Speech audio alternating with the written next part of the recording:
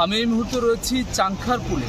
এই জায়গাটিতে পুলিশের যে নিরাপত্তা তল্লাশি রয়েছে, এই নিরাপত্তা তল্লাশির সামনে, এই চৌকির সামনে, এবং এই জায়গাটি এক পাশে কিন্তু শেখ হাসিনা বার্ন ইনস্টিটিউট, এক পাশে ঢাকা মেডিকেল কলেজ, এবং এই জায়গাটিতে ডক্টর মোহাম্মদ শহীদুল্লাহ হল রয়েছে।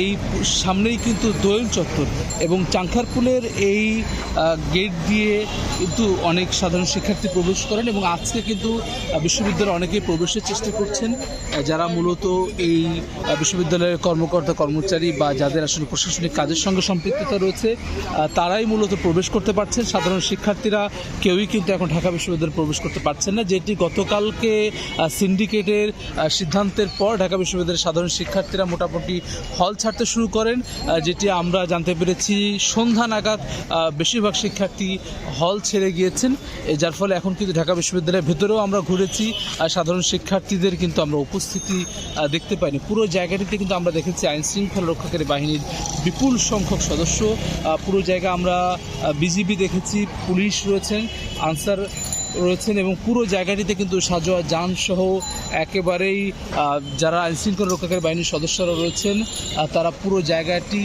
নিয়ন্ত্রণে রেখেছেন, যার ফলে ঢাকা বিশ্ববিদ্যালয়ের ভিতরে আজকের যেই কর্মসূচি ডেকেছে বৈষম্য বিরোধী ছাত্র আন্দোলন বা কোটা সংস্কারের দাবিতে আন্দোলনরত শিক্ষার্থীরা কমপ্লিট শাটডাউন, সেটির কিন্তু শিক্ষার্থীদের তরফ থেকে কোনো ধরনের তৎপরতা আমরা দেখিনি।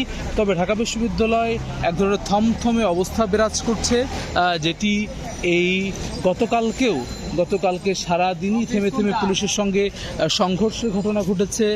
আমরা দেখেছি দোলচত্বর মোড়েও কিন্তু আমরা অনেক ইটের টুকরা পড়ে থাকতে দেখেছি, যেটি গতকালকে পুলিশের সঙ্গে যেই সংঘর্ষ ধাওয়া শিক্ষার্থীদের, সেটির কারণে সেই জায়গায় কিন্তু পুলিশের টিয়ার শেল, সাউন্ড গ্রেনেড নিক্ষেপের ঘটনা ঘটেছে, এবং গতকালকেই কিন্তু রাতে এই নতুন কর্মসূচি আজকে কমপ্লিট শাটডাউনের সেটি ঘোষণা দেওয়া হয়েছে। আমরা এখন পর্যন্ত যতটুকু খোঁজ পেয়েছি, ঢাকা বিশ্ববিদ্যালয়ে যারা আন্দোলনরত শিক্ষার্থী ছিলেন তারা বিশ্ববিদ্যালয়ের ভেতরে না হলেও আশেপাশে যার যার মতো করে অবস্থান নিয়েছেন, এবং এই ঢাকা বিশ্ববিদ্যালয়কে কেন্দ্র করে যেই সড়কগুলো রয়েছে, আশেপাশে যে এলাকাগুলো রয়েছে, নীলক্ষেত, চাংখারপুল, শাহবাগ, এই জায়গাগুলোতে আমরা যতটুকু জানতে পেরেছি শিক্ষার্থীদের কিছু সংখ্যক শিক্ষার্থী এই জায়গাগুলোতে নামার জন্য তাদের পূর্ব নির্ধারিত প্রস্তুতি সেটি রেখেছেন, কিন্তু এখন পর্যন্ত আইনশৃঙ্খলা রক্ষাকারী বাহিনীর যে সরব উপস্থিতি সেটির ফলে কিন্তু এখন পর্যন্ত শিক্ষার্থীদের আমরা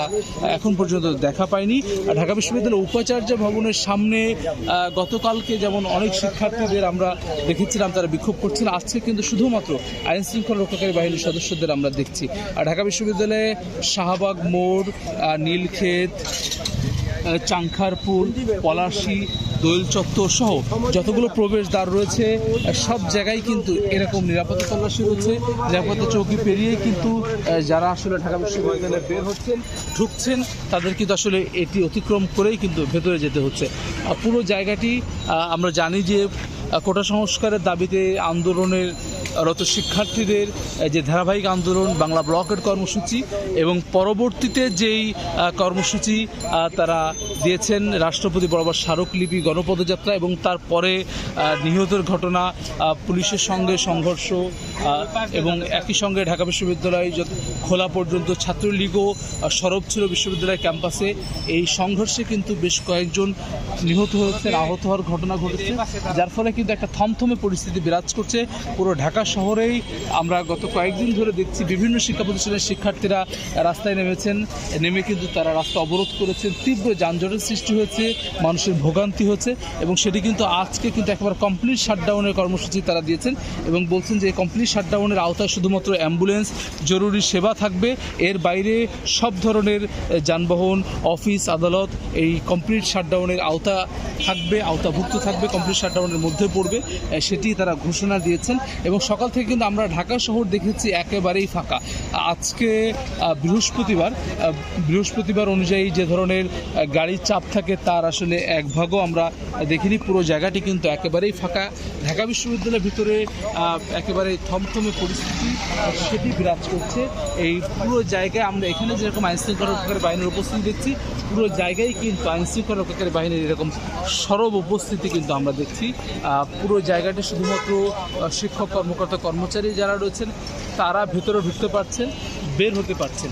এছাড়া হলগুলোতেও আমরা গিয়েছি, হলেও কিন্তু কর্মচারী ছাড়া সাধারণ শিক্ষার্থীদের আমরা দেখা পাইনি।